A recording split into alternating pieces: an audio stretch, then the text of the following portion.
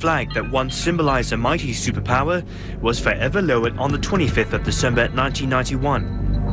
It was a historic date that marked the demise of the Soviet Union. It took Russia more than a decade of post-Soviet economic and political upheaval to be recognized again on the world stage. During those years, the US continued its dominance as the world's only superpower. China too played catch-up. It is now the world's second largest economy.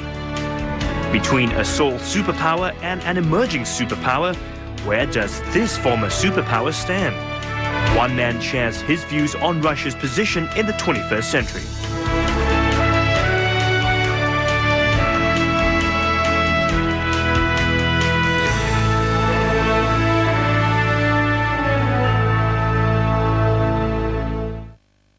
What is Russia's position and what is Russia's policy in this new world? I had already some discussions here in Singapore, and one of my new acquaintances said that Russia is a forgotten superpower. I think that there is something to it because Russia stopped to play the role the Soviet Union used to play. The Soviet Union had a global military and political influence and presence. One can come to the conclusion that it's, if not a forgotten, but at least a dormant superpower. But I think at the same time that Russia is not a regional power. It's more than a regional power. First, it is geopolitically unique. It occupies largest part of Eurasia. If you look at Eurasia, it goes on from Ireland to Japan. So it's huge. 70% of the world's natural resources are concentrated in Eurasia. It is involved in 5 very important regions. First, Europe, the Middle East, Caucasus, Central Asia, and the Far East. Therefore, Russia is a very active international player by definition. The United States and NATO has been extremely active recently by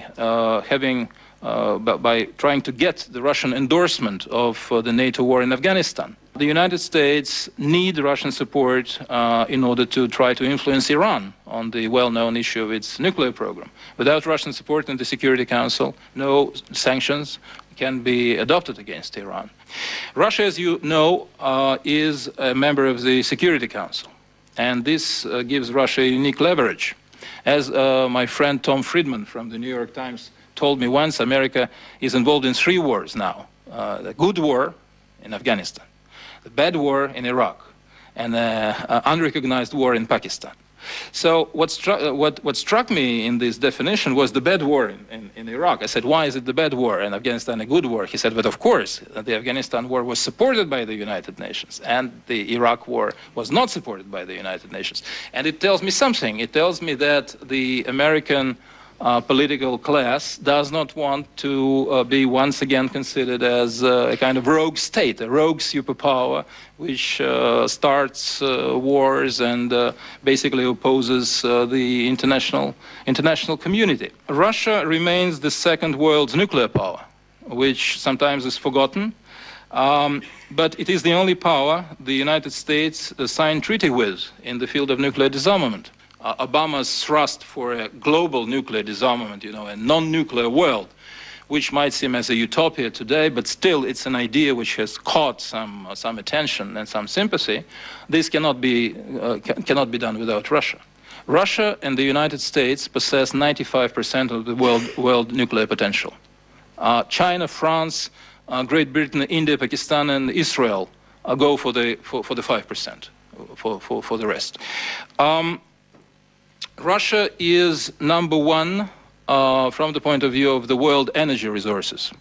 We are number 2 by the oil resources after Saudi Arabia, but taken together oil and gas, we are the number 1 country. And I think that this makes Russia extremely important. Well, the Europeans know it very well. 50% of the gas the Europeans use is bought from Russia, and 25% of oil they use is coming from Russia. Russia is also a member of the G8, and before the crisis, in 2008, we were number 8 in the world by the volume of our GNP. We were in the G8 by the volume of our GNP. Unfortunately, the crisis was very detrimental to the Russian economy. We've lost 9% of our GNP in 2008-2009. Yet we're still number 11 in the world. The expected growth rate in Russia is smaller than in the first decade of the years 2000. So we used to have 7-6% per year. This year the prediction is 4.3, next year 4.2, which is still decent. So I would call Russia a residual superpower. A superpower which has a lot of elements of might and strength inherited from the past or from its natural position. Will Russia remain an active superpower, or will still stay a residual superpower losing its might? It depends, of course, on the Russian economy, and that's where the economy comes in. Today's Russian economy is mainly resource-based. 80% of our exports is oil and gas, which is definitely wrong in the 21st century. And we should stop our dependence on raw materials. And we should develop a high-tech sector. For the time being, the high-tech tech sector in Russia is limited to military production. Russia is still good with armaments. We are number 2 in weapons sale in the world after the United States, and in space technologies. For instance, the Americans, after having closed their shuttle program, they use Russian rockets in order to bring their satellites on the orbits around the Earth. But there are very few areas where we can display a high level of technological development, and this is definitely something which breaks our development.